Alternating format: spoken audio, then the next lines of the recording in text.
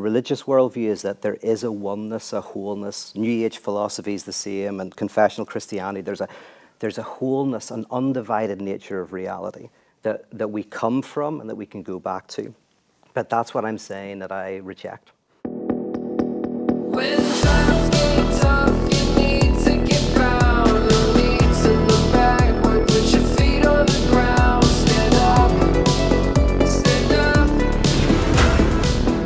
Welcome to The Fallen State. I am Jesse Lee Peterson. Don't forget that The Fallen State is on Patreon. So click the Patreon link in the description to support our work. Thank you. Hola. Gracias. So I have a philosopher with me, Peter Rollins. He is an Irish philosopher and author of Insurrection and The Divine Magician. Peter, thank you for coming. Thank you very much for having me. I totally appreciate it. And so you were walking down the road one day and decided that you wanted to become a philosopher. That's what it's like a light from the sky. It was like a conversion experience. Yeah. And so what is a philosopher? That's a good question. By the way, I was saying to you earlier, having a philosopher on a show is the worst thing for your ratings. Oh, yeah. We're boring. We're, you know, do you know what happens if you meet a group of philosophers What? down a dark alleyway late at night? What? They make you an offer you can't understand. Oh, yeah. So a philosopher, Amazing. is basically just someone who's a professional thinker. We try to think through the nature of reality, what it is to be human, what it is to exist. We might talk about ethics. We might talk about God. We might talk about the nature of life. But philosophers basically are people who think instead of work. We're a lazy bunch. And so they try to figure out life in their own minds? Yes. Really? Yeah. They try to figure out life in their own mind. Try to figure out life using reason, think about what life is about, yes. Really? Broadly speaking. Love of wisdom, it means love of wisdom. So it's people who love to think and to reflect. And where does the wisdom come from? Out of their own mind as well? Yeah, philosophers generally start with thoughts. A physicist starts with reality. A biologist starts with animals. A philosopher starts with an idea. Really? Yeah. I didn't know that. And so you are an Irish philosopher. An Irish philosopher. So you live in the States now? Yeah. You live over here. What made you decide to move to the States? Well, it's a crazy story. I was a writer. I had written a few books, and a family who liked my work, they had a foundation, and they said, we would like to be your patron. We'd like you to come to America and spend a few years writing and thinking, and we'll support you. And so I said no for a year. I wasn't sure whether I should do it. And they kept insisting. There were no strings attached. Just come to America, do your work. And so I did. Moved to America. And how long have you been in this country? About 10 years. 10 years. You like it over here? I do. I love it. Well, I'm actually from Little Rock, Arkansas. I just put this accent on. Oh, you do? Amazing. And so you like it in America. What's the difference between living over there as opposed to living here in Ireland? Well, it's a lot rainier in Ireland. It's a lot of green, a lot of rain. Oh, yeah. This is beautiful weather in Los Angeles. But yeah, I love America. It's not that different. Especially I lived in New York briefly, or just outside New York. And New Yorkers are very like the Irish. They're fighters, they're tough. And so I felt culturally at home. In LA, people are nicer, which is also nice. Right on. In Boston, it feels like I'm in a home from home. There's more Irish in Boston than there are back in Ireland. Really? I think so. Do they have black people in Ireland? Yeah, it's not a massive population. I don't know what the percentage is, but... And where did they come from? I don't know. I should know. I could make it up, but I'm not sure. Right.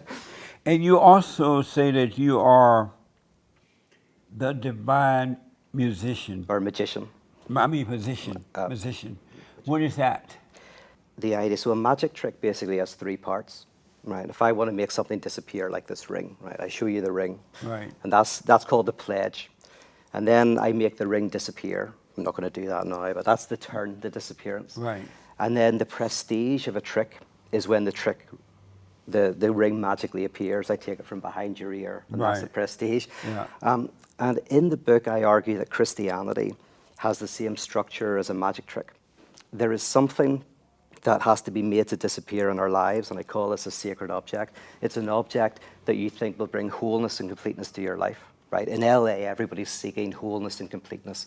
Have enough money, enough fame, do the right yoga poses, do CrossFit, whatever it is. Right. I want to find the answer. And this tyranny of happiness, this tyranny of seeking satisfaction, seeking something that will fix everything, devastates us. It makes our lives horrific. And I argue in the book that that has to be made to disappear. And then the third part of the magic trick is when the sacred appears again, but not as an object that you love, but as a depth dimension in the act of love itself. Oh, okay. So I basically argue that Christianity has this idea that you can't really love God as an object, but rather when you love God through the act of love itself. And so that's the argument of the book. Can you love without loving God?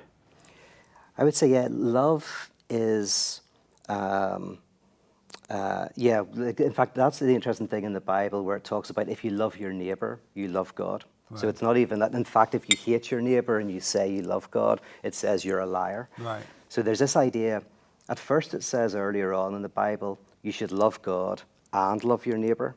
And then later on it says, you know what, if you just love your neighbor, you are loving God. So I do think that there's a central idea in Christianity that in loving others, we are doing something that is the heartbeat of Christianity. So, as a philosopher, do you believe that you can love without loving God? You can love your neighbor without loving God? Well, in this sense, not really, because every time you love your neighbor, that is you loving God. But which comes first, loving God or loving the neighbor? See, I would, by making that distinction, that's almost like saying heat and light, which came first. But heat and light are intimately intertwined. It's like saying, in seeking and finding, you know, that's that verse, if you seek, you will find. Naturally, we think, if I seek something, I've lost it, and I'll find it. But actually, in the verse, it says, in seeking, you are finding. So it's more like in knocking, the doors open, in seeking, you're finding, in looking, you're receiving. So in a similar way, I want to kind of go, no, it's like heat and light. I don't know if it's like a chicken and egg, which came first. It's when you love, you are in sync with the divine or the absolute. And I'm real interested in what you're doing because I've been reading over your stuff. And I'm black and I'm slow. Did you hear about that? I heard you were black. Yeah. So can you love your neighbor without loving God first? Can you love your neighbor without loving God? Can you have heat without light? Is that a yes or no? It's the same as heat and light. I would say that to love your neighbor is the expression of loving God. So is God the light or the heat? Yeah. Is God the light or the heat? Well, here's the funny thing. I'll say this, and this will be even worse, right? You're talking to a philosopher. Everything I say is going to get even more weird. Although I'm a Christian, I'm not a confessional Christian, which means, for me, I'm not interested so much in the idea of God or beliefs. You're not interested in the idea of God? Well, here's the thing. A lot of Christianity today is about believing, say, in God or believing in certain things about the world. In my view, we don't know what we believe. I find this very bizarre that actually most of us are unaware of our beliefs. We might say we believe in God, but we don't, or we might say we don't, but we do. We might say that we love ourselves, but we might hate ourselves. We might say that we believe that we love our parents when we actually resent them. Right. And for me, Christianity is less about getting the right beliefs, and it's more about you coming to see what your beliefs are. So you shall know the truth, and the truth shall set you free. So Jesus was never interested in, giving a sermon about what to believe.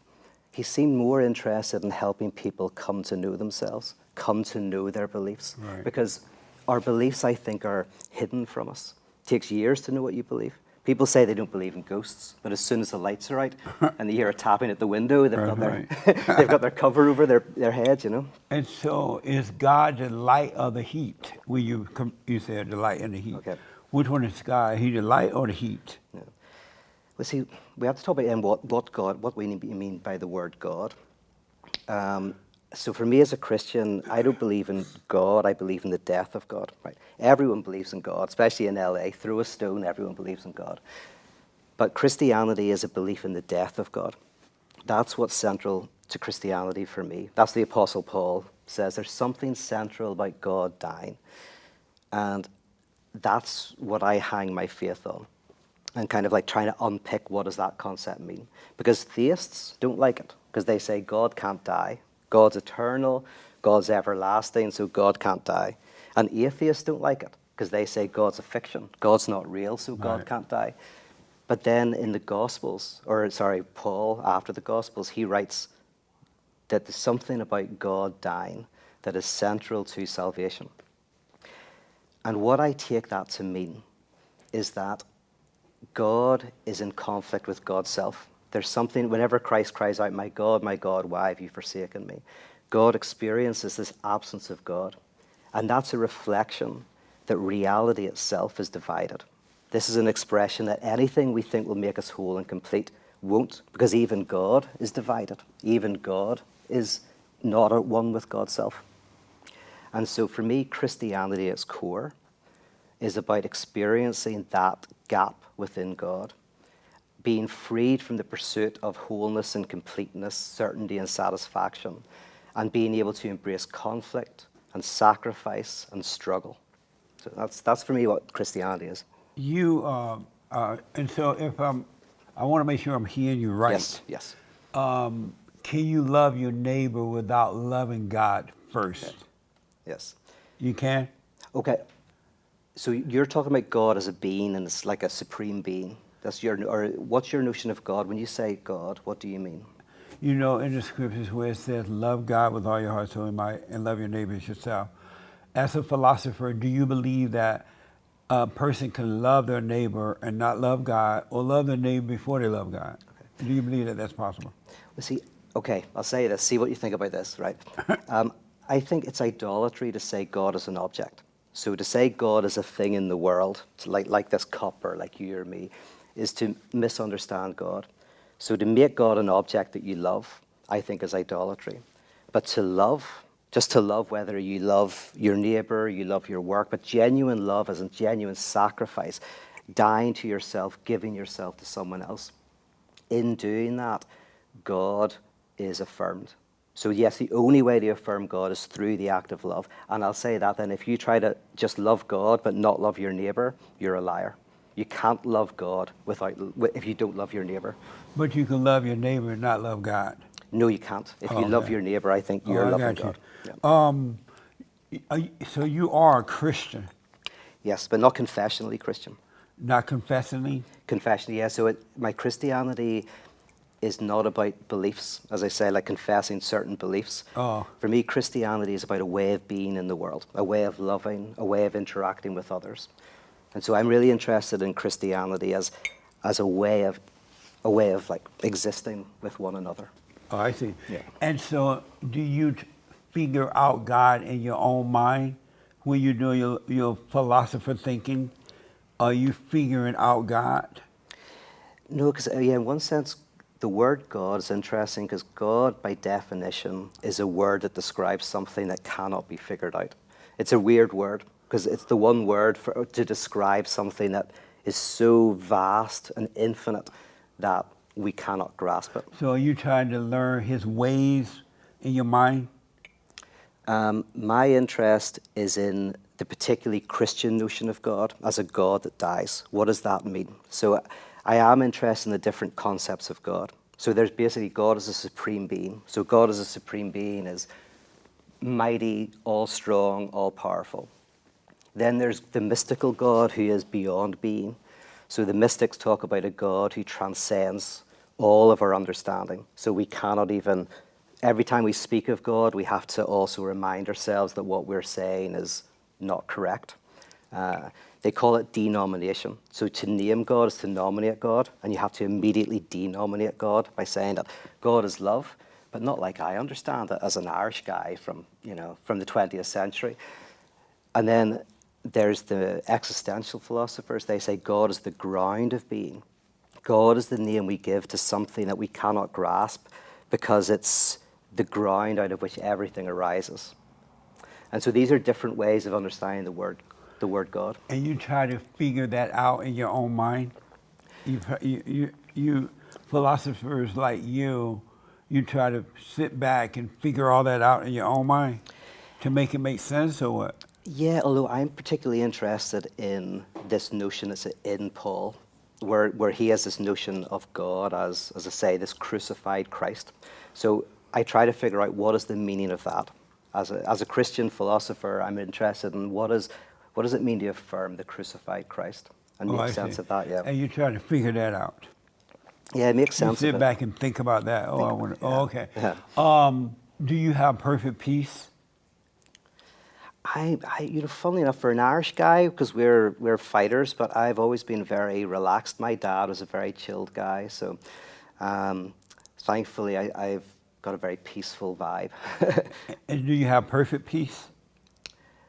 I mean, I don't have anxiety or anything like that. So I don't do meditation or anything, but I feel very zen. I'm a very zen guy. And so, but you wouldn't say that you have perfect peace. I don't know. I feel like I probably could. Do you have anger? I'm not a very angry guy. I mean, I suppose maybe if you killed my cat, I don't have a cat, maybe if you bought me a cat and killed it, Right. I'd maybe be angry at you. And so do you get angry sometimes? What's that? Do you get angry sometimes? I guess so, yeah. You do? I'm guessing so, yeah. You're not sure? Yeah, I would get angry. I'm trying to think the last time I was angry. I get angry at some things that are going on politically in the world, yes, I guess so. There's a lot of, but I try to avoid getting into politics of opposition. I hate oppositional thinking where you create an enemy. I try to see everybody as a neighbor, not an enemy. How do you, as a philosopher, how do you deal with that emptiness? You know, sometimes when you're alone, you feel like something's missing within yourself, something's wrong. How do you figure that out? Yeah. So for me, that's central to Christianity. Yeah, is that for me, all of us our natural state is to find some way to fill some gap, what Pascal called the God-shaped hole. Right. And we frantically, whether it's from money or fame or religion, try to fill that gap. What I do with my religious community is look at how Christianity helps us to enjoy that lack, to enjoy the conflict, the sacrifice, to not try to fill it, to be comfortable with that space that you're talking about. So that's very central to my work, is we can actually enjoy not having, not there's a frenetic pursuit of things that we actually have to be freed from.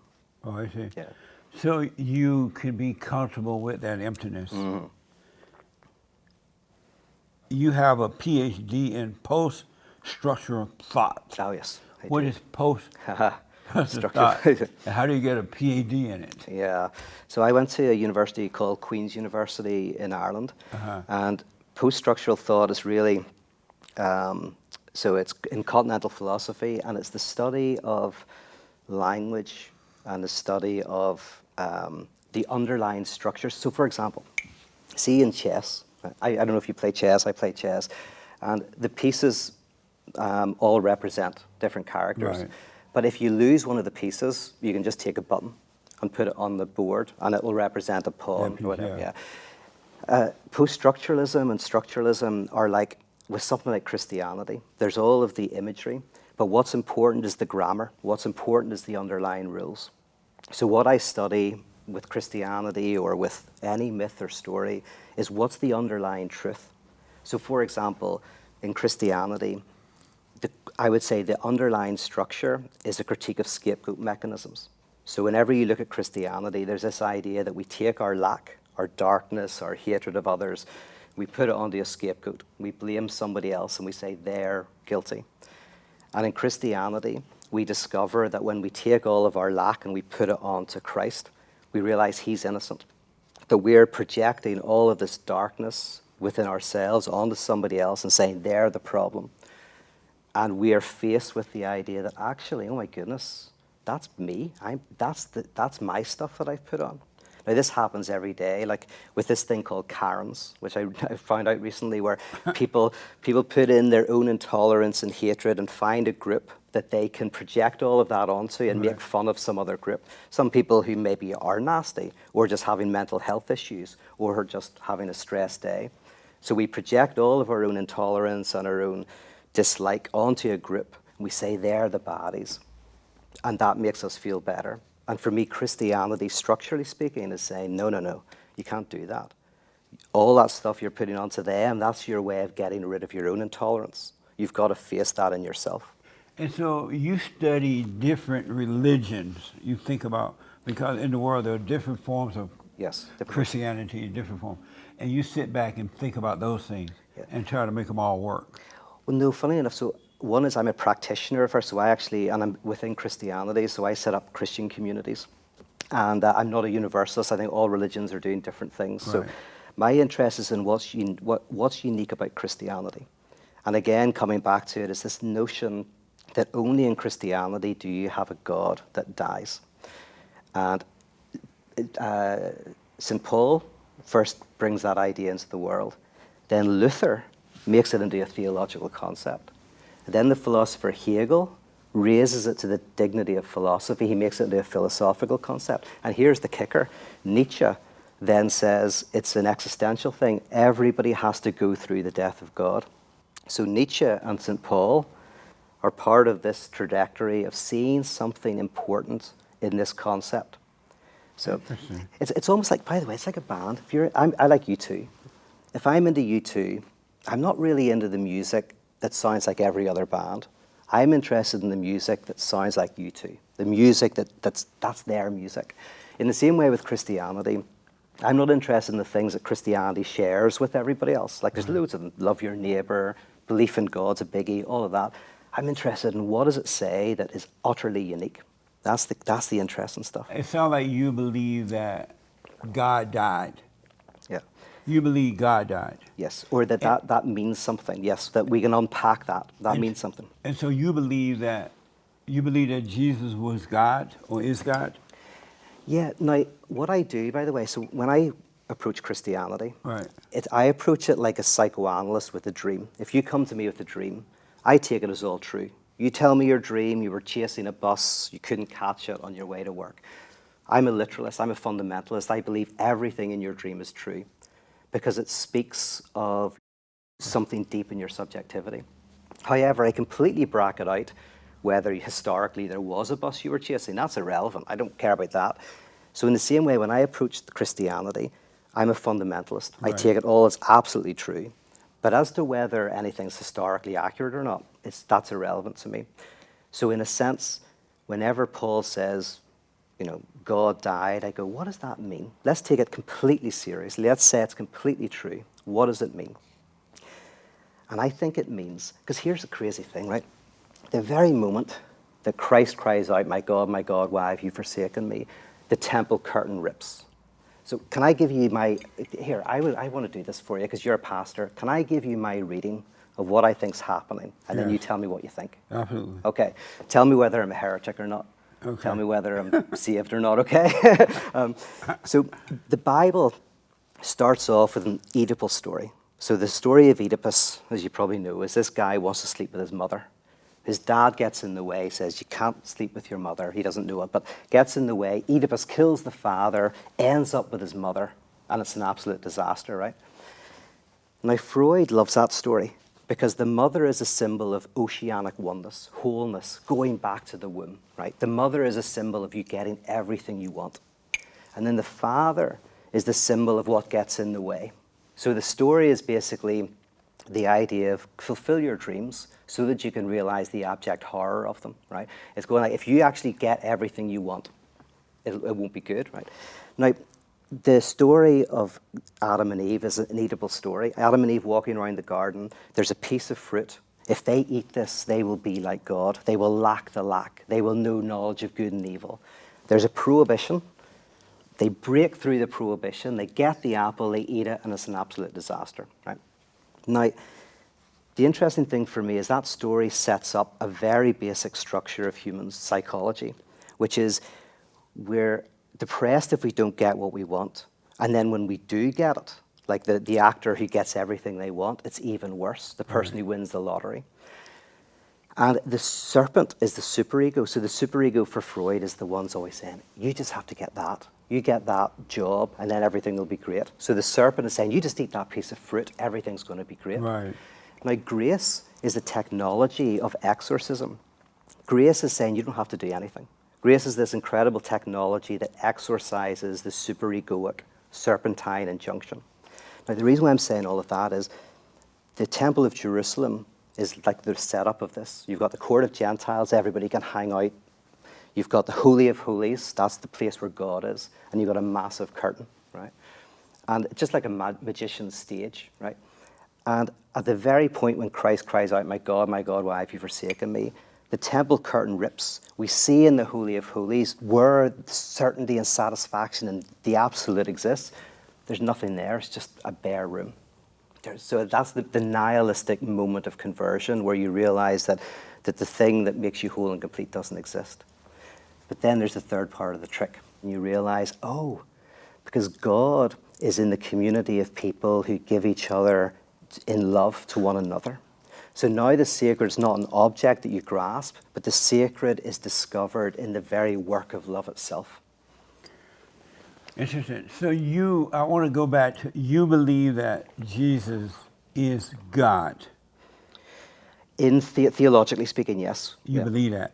Well, and I believe it in the sense of that if you take God as absolute reality, and you say that Christ is God, then just like if I took a story of Sherlock Holmes, I'm totally in the story of Sherlock Holmes. Whether Sherlock Holmes exists or not is irrelevant. I'm taking it as completely true in the logic of the story, and I'm saying, what's the truth of the story? So in that way, yes. So what I hear you saying, yes, you believe Jesus is God. Yes, in the same way as Sherlock Holmes, yeah. And when Jesus said to the Father, why have thou forsaken me, you believe he was talking to himself? I believe, yes, that in the narrative, this is him experiencing, God experiencing a forsakenness by God. Yes, this is kind of within the logic of the divine, yeah. So you believe that when Jesus said to God, the Father, why have thou forsaken me, that was God saying to God, why have thou forsaken me? Yeah. Yes, Really? yeah. And you figured that out in your philosophy stuff? No, I think it's plain in the Bible. It's right there. You just quoted it. And that makes sense to you? That's crazy. You're mad. I don't. That makes sense to you? Yeah, and you know why? Well, how do you, or do you want to say what you think about it first? Or well, I will, but I'm just trying to figure this out. You're very good, by the way. You care more about what other people think than saying what you think. I respect that. It's very good. Thank you. And so you think that the Father was saying to the Father, Father, why have thou forsaken me? Right? Yeah. And so you think the Father left himself? So basically, what I would say is this, and this sounds weird, but I'll unpack it, is that this statement of God experiencing a lack in God is a type of quantum indeterminacy. So within, say, quantum mechanics, there is this notion that reality is not at one with itself. So the double slit experiment, where light acts as a wave or a particle depending on how it's observed. In politics, it's called democracy. Democracy is the non-at-oneness of the social body that generates civilization. In biology, it's called evolution, which is the non-at-oneness of the biological organism with itself that generates complexity. In mathematics, it's called incompleteness theorem, which is the non-at-oneness of mathematics that generates itself. So all of these are different ways of saying that reality is divided with itself. They're all expressions of Christianity. So these modern notions in science of evolution, of quantum indeterminacy, of mathematical incompleteness are just scientific ways of saying that reality is not at one with itself. And that idea comes from the Christian tradition. I noticed that you say a lot of words but no meaning. And in your saying, I warned you. and in your saying, Do people pretend that they understand? Well, it takes a long time, and sometimes I don't even know if it makes sense. But this is stuff. This is the problem with But philosophy. what I'm trying to figure out, Okay. when you're saying all this stuff, Yeah. are people nodding and pretending and amen as though they understand? Yeah. They do that? Well, I'll give you an example of what I just said. I See know, if but you give me an answer to Okay. that first. When you were saying all this stuff, Yeah. in response to a question, a simple question, and you're saying all this, and the people going, amen, right on, they are acting as though they understand what you're saying, right? Yeah. Right? Acting, maybe real. I don't know which. Not many people say amen to me. And when they're pretending that they understand, do you know that they're not understanding what you're saying? Sometimes a little bit of glaze in the eyes. Yeah, will and so you tell me. know that they're not understanding. And do you be understanding what you're saying to that question? Yeah, so I would love to unpack this. This is what, and by the way, I have a friend who's a radio guy in the UK, and he doesn't have me on his show because he says this takes too long to unpack. But the thing with podcasting is we've got more time to unpack. So, for example, when I say to you that in Christianity you have a critique of the scapegoat But mechanism. what I want to do, I want to go back to you believing that God, Jesus is God. And when Jesus said to the Father, Father, why have thou forsaken me? You're saying you believe that the Father left himself. Yeah, I'm saying that there is a truth being expressed in that statement. Yes. And how does that how do you figure that, how do you make that make sense to yourself? Yes. So basically, And the thoughts that you get about, are you getting them out of your head so that they can make sense to yourself? Yeah. Oh. How do I make sense of it? Well, so the core of my work, and whether it's right or wrong, forget about that, but the core of my work is that we think that God, or the absolute, or ultimate reality, call it whatever you want, is undivided, as in there's something out there that's perfect, whole, and complete. And the secular form of this is commodity satisfaction, or psychedelic enlightenment, or sexual liberation, or techno-salvation. There's something out there that will make me whole and complete. And I say that when you identify with Christ, you identify with one who experiences incompleteness, who experiences an internal forsakenness. And so when you identify with Christ, you're freed from this frenetic pursuit of wholeness, because even God wasn't whole. Even God experienced conflict. Even God experienced forsakenness. And so, why would you think that God experienced conflict? because of this very thing you quoted, my God, why have you forsaken me? This experience of internal conflict that's central to Christianity. But when Jesus said that he's the Son of the Father, was he saying, I'm the Father of the Father, I'm The Son of the the- Daddy of the Son, and the Son of the Daddy? When he said, I'm the Son Yeah. and of the Father and I one, the Father is with me, what did he mean by that? Yeah, so I would go with the basic Trinitarian idea that God is not one or three. God is a not at one. So God, but you know this is that it's not that you say there's three persons, and it's not that there's one. There is a type of not at oneness within God. That's how I would describe Have you ever that. considered that in all your philosophy thinking and figuring and all that you cannot figure out the things of God, and so you just come up with what you get and make it sound real? Yeah, in fact, I think it's central to even religion in general that there's something about the word God that you cannot grasp. Anselm said this. He said that the very definition of God is that you cannot define God. So you could be wrong with the Father being the Father and Jesus not being the Son and all that. You could be wrong about that, right? Be wrong about everything, my goodness, yes. Oh, But okay. yeah, about everything, you know. So you're not self-assured about your philosophy thinking. Oh no, I am. If I say I think I'm wrong I could be wrong that 2 + 2 = 4. I don't think I am. I could be. So I would argue that the philosophy that I explore is a correct way of thinking about reality. Okay. But I could be wrong. You know, that's why I love having discussions. What is postmodernism? Postmodernism. How is that different from post-structural thought? Yeah. So poststructuralism is just the academic way of saying postmodernism. And the funny thing is, I'm not a postmodernist. So even though I studied it, I have a PhD in poststructuralism, so I understand postmodernism. I'm not a postmodernist. In fact, I'm quite critical of postmodernism. But yeah, they're very linked. So postmodernism is like the popular word. That's what people use on YouTube or whatever. But the technical academic term is poststructuralism. Oh, I see. And what does the word modernism mean? So modernism is connected with the Enlightenment. So it's connected with a certain type of philosophy of reason, of universalism, the idea that we can all have access to the truth, that the modern sciences, we can... Oh, I see. And I'm more of a modernist. No wonder the world's all messed up. So I'm more of a modernist than a Nah. postmodernist. Yeah. Interesting. Because postmodernists came in and started saying, well, all of our positions are regional. Like, we don't all have access to the truth. You know, I can't speak to you because you're black and I'm white, and so we don't have a universal language. You know, I'm critical of that. Oh. I want to say we can all access the truth. And where does nihilism, nihilism, where does that fit in with all this false, all this other stuff? Oh yeah. Did you say false other stuff? All this false prophecy? No, that's why I said post stuff. Yes. Post stuff, not false. But I know. Nihilism, is just a belief in that there is no meaning to reality. And most philosophers are trying to overcome nihilism. So it's kind of like, so that nihilism is that moment where you experience a profound lack of meaning in reality.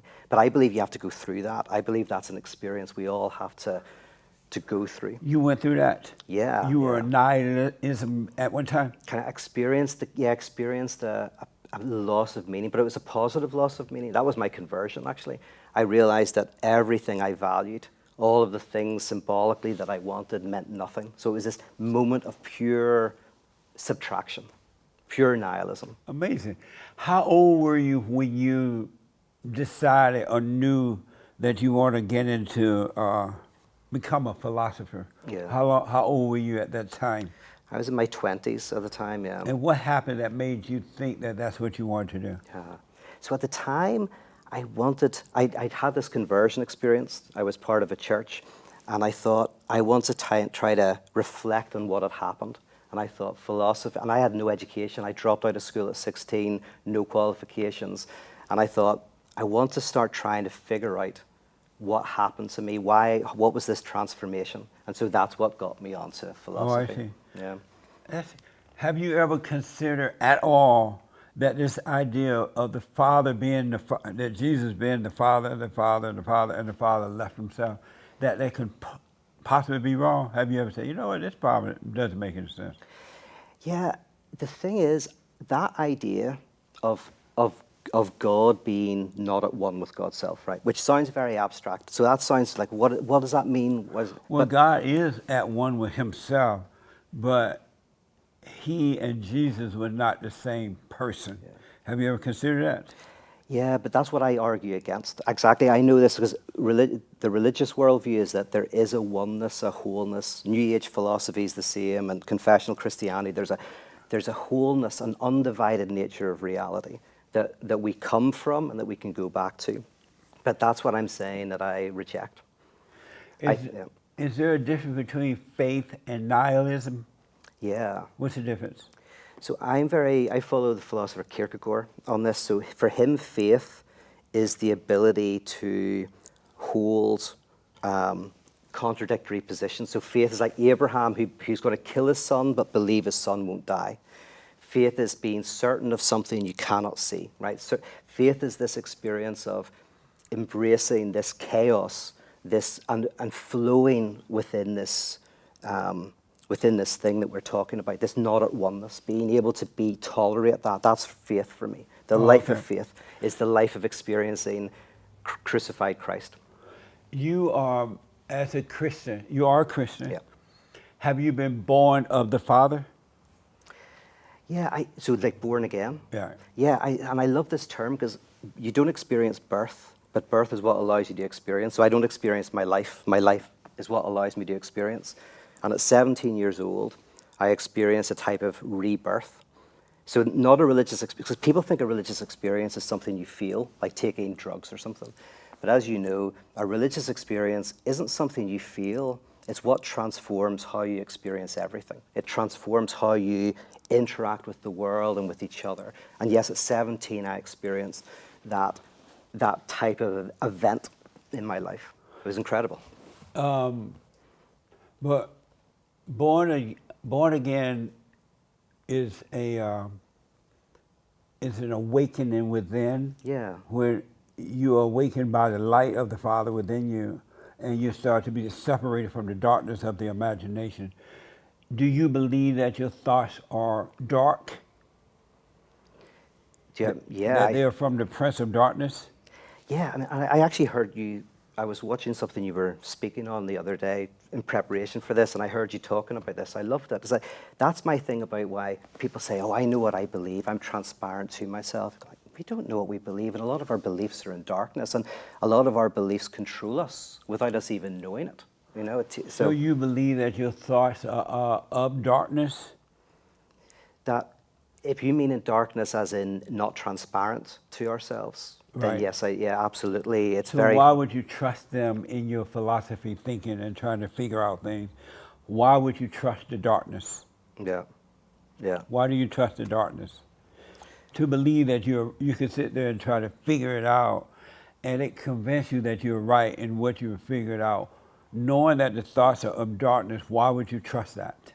Yeah, I mean, it's very difficult. You have to think very, very carefully. So, it's like a scientist does very careful double-blind tests and does this so that you don't go astray. So, logic is the attempt to not go astray in thinking. Because I think we go astray all the time. That's why I try never to talk about things I'm not an expert in, because I will just go off in self-deception and I'll think I'm an expert when I'm absolutely not. It's very difficult what you're describing.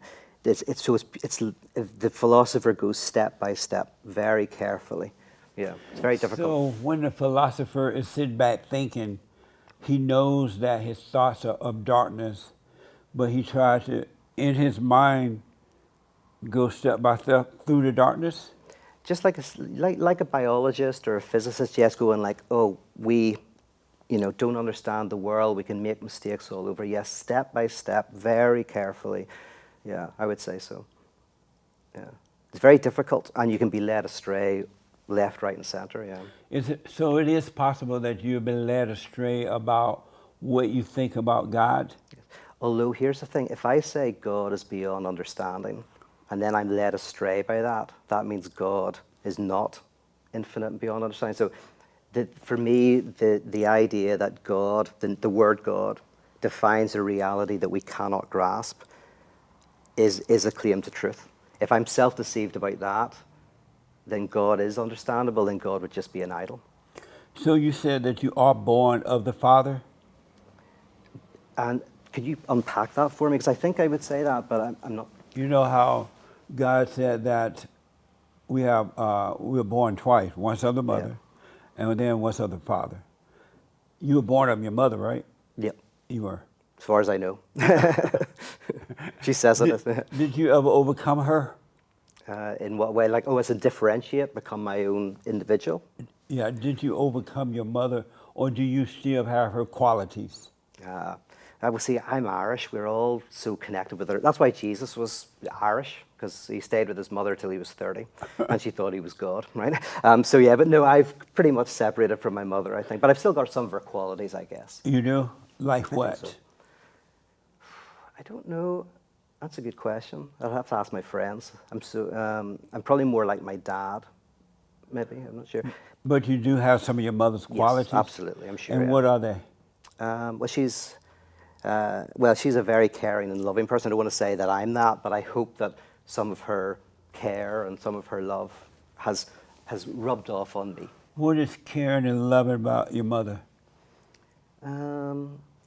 She's very personable, looks out for people, will if someone's in trouble, cook them meals, invite them round, kind of.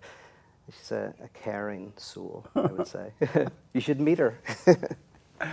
And so as a kid growing up, why did this caring and loving mother would get on your nerve at times? Oh, I'm sure she did. I'm sure I got on her nerves more, I'm sure. But why would a caring and loving mother get on your nerve as a kid if she's so caring and loving? Yeah, because, you know, we're complex people. Yeah. I'm not sure I understand the question. Yeah. Oh, We've had a few. I'm sure we've had a few conflicts in our days, but I love conflict. I'm Irish. Israel means to fight with God. That's why the Jewish are Irish, because the Irish love a good fight, even with God. So yeah, so it's in our blood. If I didn't fight with my parents, that would be weird. Are your parents Christians? You know, my dad was a very devout, quietly devout man. Is there a hell? Yeah, you know, for me, the hell is the complete outside. It's the place of complete outsideness. It's the trash of the world. And for me, to be a Christian is to identify with the outside. So to be a Christian is to, in some sense, like Mother Teresa said, to identify not with heaven, but with hell. To be found in hell, to be there, to preach the good news, to help people. That's what Mother Teresa said? She said, if I was to be made a saint, you will not find me in heaven. I will be outside guiding the way. Where is Mother Teresa now? I don't know. She's dead. She's dead. Is she in hell? I don't know. That's above my pay grade. I don't know what happens after you die, my goodness. I'm trying to figure out, is life possible before you die? That's the Christian thing. That's right. Yeah, I mean, yeah. So do you think you will die one day? Yeah. And when you die, where will you go? I don't know, but here's the thing, right? If eternal life is just longevity, heaven would be thousands of people screaming for death. Eternity must mean a transformation in the way we live now. It's not merely longevity. So I'm neutral about the longevity. For me, salvation is a transformation in the moment. That's what eternal life is. There's an eternal transformation right here, right now. Not just do you believe that you will physically die one day from Earth? I don't know. Yes, definitely. I'll definitely die. We all die. I don't think there's anything after death for us. Oh, so when you die physically from Earth, what will happen to you? Well, I'd be surprised if anything happened. I'd just die. You just everybody die. not believe that? Yeah, you just die. Yeah. You don't believe you will go to hell or heaven? I mean, there's life after death, as in people will live after I've gone, all that. But yeah, no, I would be surprised if I woke up somewhere. But, so you don't believe that you would go to heaven or hell? No, do you? No, Matthew. Oh yeah, well no, but I think that's the more, yeah, of course. Well, I'm a European, so this idea of heaven and hell and God are more, we're more, find those ideas more difficult. Are you a guilty person or an innocent person? As in, do I experience guilt? Yeah. Yeah, I'm not really, thankfully. So are you innocent? In what way? Any way at all? Are you innocent, period? Not completely innocent, I'm sure. I've done bad things in my time.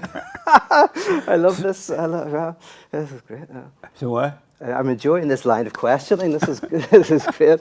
I'm definitely not innocent. I'm trying to think. Don't ask me to confess my sins to the camera. Absolutely. Do you sin? Okay, so that's a theological concept. Can I give you the definition of what I think sin is? Yeah, because of time, it needs to be short, but yes. Okay. Well, very quickly. Because philosophers go on I know, and then you forget what the question was. Yeah, I know. So very quickly, sin for me is not like being bad or anything like that. It's much more, it's about, sin means lack and absence. So for me, sin is this experience of lack. And sinful activity is anything you do to try to fill the lack. Whether it's having kids or doing drugs, anything you do to frantically fill the lack. And what I am about is freedom from that frenetic pursuit. So for me, that's what sin is. Sin is the pursuit of something to fill the lack. So do you sin?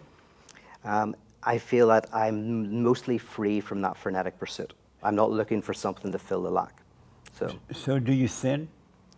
Yeah, occasionally I look for things like money or fame that will fill that lack, and that would be sin. So if I do that occasionally, yes. Oh, okay. Yeah. Is there one truth? Yeah, I believe truth is just one. Like 2 + 2 = 4. There's no other way of saying that. That's just the truth. And does each person have their own truth, or is there one truth? No, I'm a universalist. There is one truth. One truth, okay. Yeah. So I got to move faster, so I got to ask you about politics. Okay. Are you a communist, or do you believe in communism? No, Are you a socialist? I'm very drawn to a form of European socialism, but not the American form. I'm anti this identitarian politics. I'm not into that stuff at all. I'm more with the right, actually. People on the right who critique that, I'm more in line with. So you are a socialist. You're just a European socialist? Yeah, so for me, yeah, a lot of the woke stuff is capitalist. So it's like, it's Amazon, it's Twitter, it's Facebook, all embracing this ideology. Socialism is about the working class, about wages, about getting people to be able to pay their rent, all of that. But just for me to know, are you you're a socialist? You're just a European socialist, not an American socialist. I would basically what I would Yes or say. no to that? Well, no, in the sense of like I'm influenced by Marx. I've read Marx. I've read You're obviously read influenced by Capital. Marx? Yeah. Karl Marx? Yes, as in What the? yeah. Well, we all read him back in Europe. You have to, as a philosopher, Yeah, I you know they have to do. read him. I just found out that he's taught in the schools over there in a heavy way. Yeah, and that's the problem here, is that because people haven't read him, they think that all of this capitalist woke stuff is Marxist. It's not. Marx is all about universalism. But Karl Marx was a wicked man. He was so evil that even his folks thought he would possess.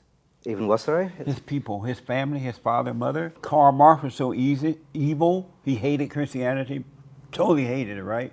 And so he was so evil, his parents thought that he was possessed. But you know what he said about religion? Isn't that true though about him? No. Here's what he said about Isn't that religion. true I'll about quote him? him. Religion is the I know, but sigh is of that a... true about him? No. Because Because I can quote him. I can quote. Are He you loved saying that religion. his parents did not think he was wicked? Oh, He was I have possessed? no idea about his parents. I've only read his books. They I'm not teach that in interested in schools. his biography. Like, you How know, could you follow Karl Marx knowing that he hated Christianity? He well, no, hated he said God. very beautiful things about Christianity. He said, religion is the cry of an oppressed people, the heart of a heartless nation, the soul of a soulless condition. That's beautiful. He said it's the opiate of the people. In other words, it takes away their suffering. He then said, however, but you can't You can't just... quote Karl Marx with evil. You're quoting Satan. Is that right? Is that right? Well, so here's Karl Marx's main point, and then tell me the satanic bit of it. His main argument is that people are alienated from their work. So you will work, and even if you're well paid, you spend most of your day doing something you don't necessarily believe in. We're lucky because we do what we love. But he most also people believed that don't. there was no God. No, but I'm talking about the central, like you're talking about, like you too, whenever I said about you too, the stuff that makes him who he is, that's the interesting Well, stuff. Satan made him who he was Yeah. because he had so much hatred in his heart. But I gotta ask, Okay. do you support abortion? It's not something I think about. Do I support it? I think it's probably a very painful thing for people to have to do. But I've never thought about it. It's not an issue I think about. But now that I've asked, do you support abortion? As in, I think it's a good thing. I don't think anybody thinks it's a good thing. I don't think abortion's a good thing. I don't Do you think support abortion? support it as in think it's a good thing? Or do you support it as in legally? And I suppose my answer would be democratically. If you're in a country that democratically decides on that, as a democratic person, I would accept that. So you support abortion? Yeah, in that. But I would also, yeah. You do. Do you think a woman has the right to kill a man's baby in the womb? So yeah, what do I think about that? My goodness, I've never really thought, like, because it's not something that's, I don't have kids, I've never been married, so I've never thought about this. But yeah, if it's in a country, yeah, I guess it's a woman's choice. Is it right that a woman should kill a man's baby in her womb? Is it right? Is it the man's baby? Is there so many things about that statement? It's weird. So it's the man's baby. It's not the woman's baby either. It's the man's baby. Is it right that the woman should kill the man's baby in her womb? If the two of them, you know, in the couple agree on it, I don't know. Yes, I'm not a fan of abortion. I don't think anybody is, but I think that that in a country that's democratically decided. So is it right that a woman should kill a man baby in her womb? I don't think it's right. I don't want to say it's right, but I could see how, yeah, I'm fine about abortion as a necessary evil, a necessary. Are you fine about abortion as a necessary evil? Like I would never probably want to encourage someone I know. But you're just fine with it otherwise, as a necessary evil. It's one of those areas where, because I haven't thought about it, and you're getting me to think about something that I haven't thought about. You're a philosopher. You're supposed to think about these things. I know, but that's not. See, because you're asking about when is it baby a human being? When is it? So that's the question. That's the way a philosopher goes. I can't because we're out of time, and I have. Oh, I know. But But I just want yeah. to know where you find with you. You think that it's right for a woman to kill a man's baby in her womb?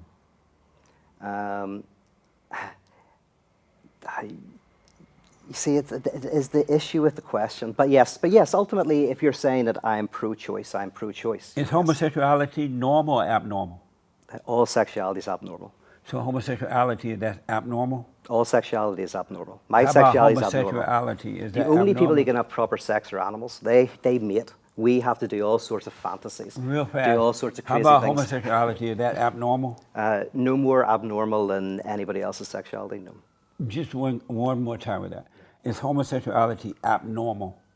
No Or more normal? abnormal. Is it than- abnormal or normal? But if I think all sexuality is abnormal, I can't answer that. But I all didn't ask sexuality you is about abnormal. all sexuality. No, but it's normal if you define all sexuality as normal. Yes, it's normal. Do Completely you love normal. white people? What's that? Do you love white people? Not all of them. Depends. Individuals. I don't pick races that I like or dislike. Do you love white people? I don't pick races. I don't love a race. I don't know how you can love a race. Except abstractly, I want to abstractly love people, but no, individuals. I don't look at people's race Do and you go, believe racism exists? in people's heads, some people dislike people because of how they look, the color of their eyes, all of that. But I think it's a very primordial evil thing. Do you believe racism exists? Yeah, and the predominant one in America is Orientalism, where you see one race is better than your own. Yes, that's racism. I think that's very prominent Do you today. love the Great White Hope? What's that? Do you love the Great White Hope? Who's the Great White Hope? Oh, is that who I think you mean? Who is it? Are you talking about Trump? Yes. Well, I'm very critical of the Democratic Party. I was very critical of Clinton, very critical of Biden. So, but I don't do party politics. So, but I've been very critical. No, I'm just asking, do you love Donald Trump? No, I don't love or hate him. I sorry? always thought the derangement against him was always weird. I think I never understood why people overly hated him. I disagree with him on political issues. What but is never. a man? What's that? You never did answer though. Do you love him? I don't love him, but You don't love Donald Trump? I don't know him. How can I love him? You have to know him in order to love him? Yeah, no, I don't love him. I don't love him or hate him. You I find him don't interesting. I find him very funny. But you don't love or hate him. No. What is a man? What is a man? That's it. Like biologically, in terms of chromosomes, or like the spirit of a man. What's the spirit of a man? What is a man? If I hear you saying, "What's the spirit of a man?" Someone who embraces conflict, who like Israel, who fights, who wrestles, who finds productive meaning in that. But that's for men and women. For my paro theology is all about helping people embrace conflict, embrace sacrifice, embrace strength. Maybe is that what you mean by a man? Because then I like it. Okay. So I got to put you on the hot seat. Okay, I am on the hot seat. You haven't put me off the hot seat from when I sat down. This is hot as anything. So I need you to answer these questions as quickly Okay. as possible. All right? I got to put you on the hot seat. That is not allowed. Go for it. The hot seat. Do you support open borders? No, I don't think anybody does. No. Is America the greatest country in the world? Just like a parent thinks their kid's the most beautiful kid in the world, some people, yes. Is it possible to have perfect peace? Yeah, as long as you embrace conflict as well. Are you an alpha male or beta? Beta. If alpha is about, and I'm from Ireland, I love a fight. If alpha men are people who love a good fight, then maybe that's what I am. Do you smoke pot? I have, but not. It doesn't really do anything for me. You say Don't you like have it. smoked? I have smoked in the past. Did you inhale? Yes, I did. Only when I came to LA, because everyone's into it here. Nobody does it in Ireland. Right. Alcohol's the drink we do. Is the drug we do. Is CNN fake news? Oh, yes, terrible. Do you support the Second Amendment? Is that the right to bear arms? Yes. Oh, yeah, that seems good to me. I don't mind it. Yeah. Who has more privilege, black people or gay people? That'd be too hard to answer. Did you vote for Joe Biden? I didn't vote. Is the Illuminati real? As in, are there powerful elites? Well, no, because I think the powerful elites couldn't even organize a piss up in a brewery. You know, the most powerful people in the world are idiots. Did you have fun? I had so much fun. But did you have fun? I don't think you're even going to put this out. I think you're getting so frustrated at these philosophy answers that you were about to stand up and walk out.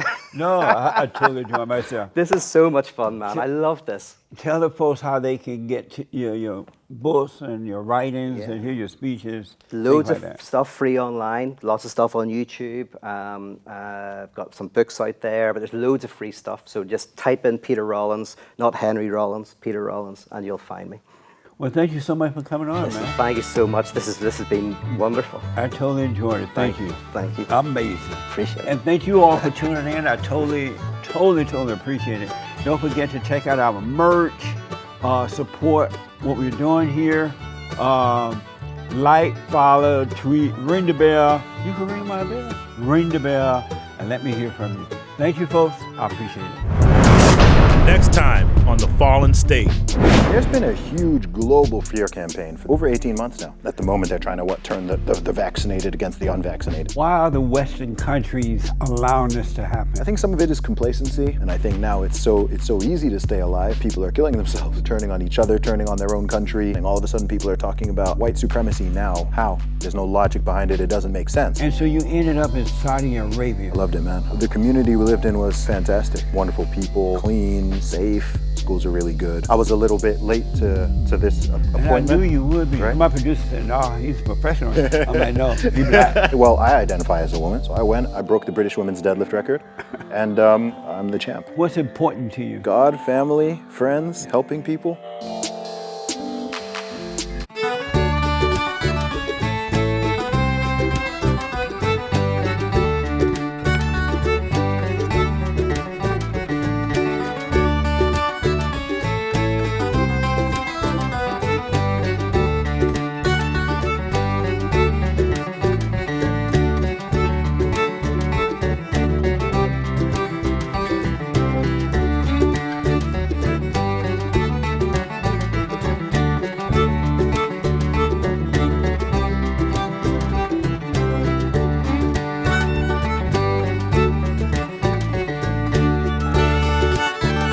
Thanks for watching The Fallen State. Don't forget to like, follow, subscribe. Support my nonprofit at rebuildingtheman.com and tell everybody and their mama about the show.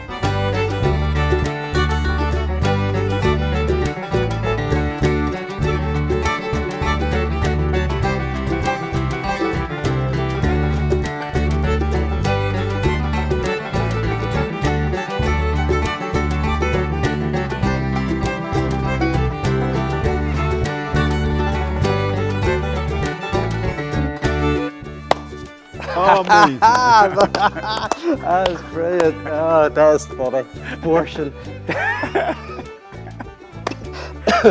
Oh yeah, that was very good.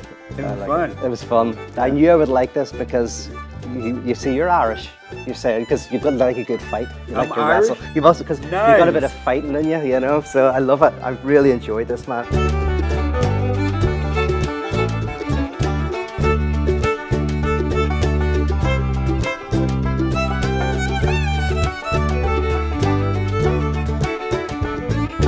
Even though I'm a dirty oil socialist type in one sense, I'm actually close to a lot of your concerns. Right I on. really am, genuinely. And I think there's more connection now between some people on the left and some people on the right who Yeah. are concerned about this political Yeah. kind of like identity politics woke mess. stuff. It's a mess. It's an absolute mess. And I also think that a lot of us care about the same thing, which is we want people to be able to pay their rent and we want people to enjoy their work and all of that. Yeah. So there are interesting connections.